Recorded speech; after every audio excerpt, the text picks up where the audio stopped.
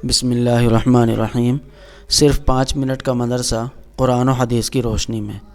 Number 1، اسلامی تاریخ۔ اصحاب القریہ یعنی بستی والے۔ سورہ یاسین میں اللہ تعالیٰ نے لوگوں کی عبرت کے لیے ایک بستی والوں کا ذکر کیا ہے۔ ان لوگوں کے درمیان سے شرک و کفر اور شر و فساد کو دور کرنے اور ان کی ہدایت و رہنمائی کے لیے اللہ تعالیٰ نے پہلے 2 پیغمبروں کو بھیجا، مگر بستی والوں نے نہیں مانا اور ان کی دعوت کو ٹھکرا دیا۔ اللہ تعالیٰ نے ایک اور پیغمبر کو ان کے ساتھ کر دیا۔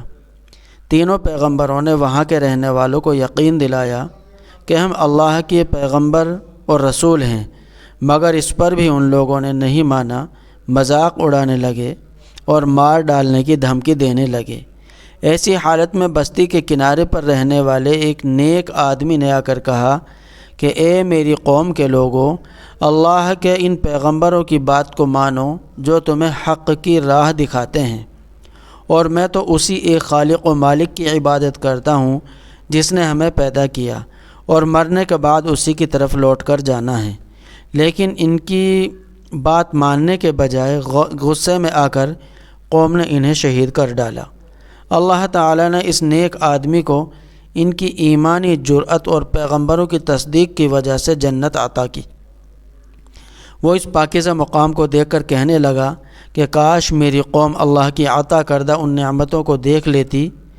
پھر جب قوم کے لوگوں نے ان پیغمبروں کی نافرمانی کی اور ظلم و ستم میں حد سے آگے بڑھ گئے تو اللہ تعالیٰ نے عذاب نازل کیا اور ایک ہولناک چیخ نے پوری قوم کو ہلاک کر دیا۔ نمبر 2، حضور صلی اللہ علیہ وسلم کا معجزہ، جوم برکت۔ حضرت نوفل بن حارث رضی اللہ عنہ نے شادی کے سلسلے میں رسول اللہ صلی اللہ علیہ وسلم سے مدد چاہی تو رسول اللہ صلی اللہ علیہ وسلم نے ایک عورت سے آپ کا نکاح کر دیا۔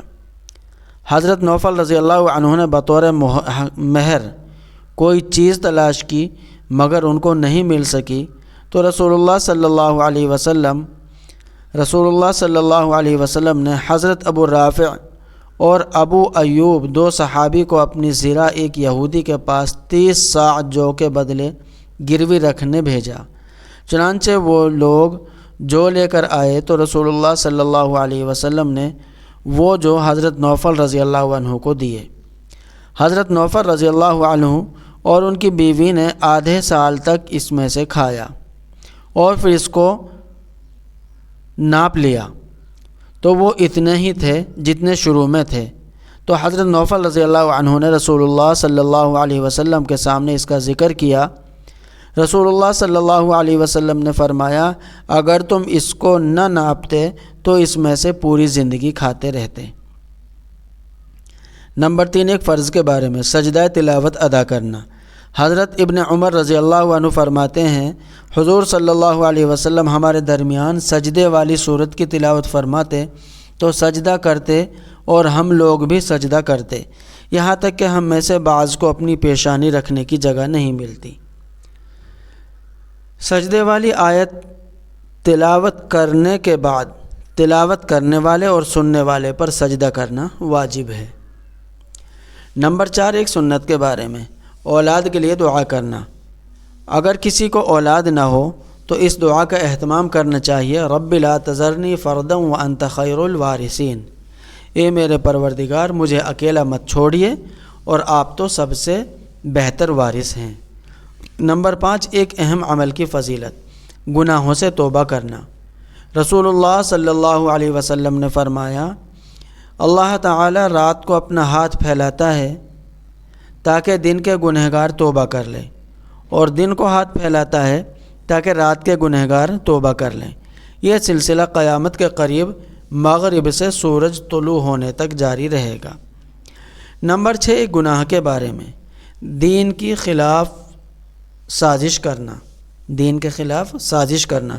قرآن میں اللہ تعالیٰ فرماتا ہے ان خیانت کرنے والے لوگوں کی حالت یہ ہے کہ لوگوں سے تو پردہ کرتے ہیں اور اللہ تعالیٰ سے نہیں شرماتے، جبکہ اللہ تعالیٰ اس وقت بھی ان کے پاس ہوتا ہے جب یہ رات کو ایسی باتوں کا مشورہ کرتے ہیں جن کو اللہ تعالیٰ پسند نہیں کرتا، اور اللہ تعالیٰ ان تمام کارروائیوں کو جانتا ہے۔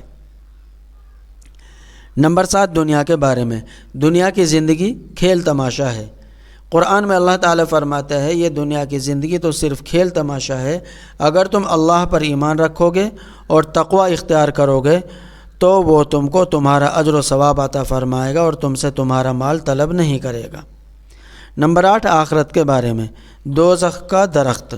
رسول اللہ صلی اللہ علیہ وسلم نے فرمایا اگر زقوم کا ایک قطرہ بھی دنیا میں ٹپکا دیا جائے، جو جہنم کا ایک درخت ہے، انتہائی کڑوا ہے، تو اس کی کڑواہٹ کی وجہ سے تمام دنیا والوں کا جینا مشکل ہو جائے، تو اب بتاؤ اس جہنم کا کیا ہوگا جس کی خوراک ہی زقوم ہوگی۔ نمبر 9 طب نبوی سے علاج۔ تلبینہ سے علاج۔ حضرت عائشہ رضی اللہ عنہا بیمار کے لیے تلبینہ تیار کرنے کا حکم دیتی تھی اور فرماتی تھی کہ میں نے حضور صلی اللہ علیہ وسلم کو فرماتے ہوئے سنا کہ تلبینہ بیمار کے دل کو سکون پہنچاتا ہے اور رنج و غم کو دور کرتا ہے۔ فائدہ: جو کو کوٹ کر دودھ میں پکانے کے بعد مٹھاس کے لیے اس میں شہد ڈالا جاتا ہے، اس کو تلبینہ کہتے ہیں۔ نمبر 10 نبی صلی اللہ علیہ وسلم کی نصیحت۔ رسول اللہ صلی اللہ علیہ وسلم نے فرمایا اے مسلمان عورتوں، کوئی پڑوسن اپنی پڑوسن کے لیے ہدیہ دینے کو حقیر نہ سمجھے، خواہ وہ بکری کا کھر ہی کیوں نہ ہو۔ خلاصہ پڑوسیوں کو آپس میں ہدیہ دیتے لیتے رہنا چاہیے، اور اگر کوئی کسی چیز کو لینے دینے میں حقیر نہ سمجھے۔ اللہ تعالی عمل کرنے کی توفیق عطا فرمائے۔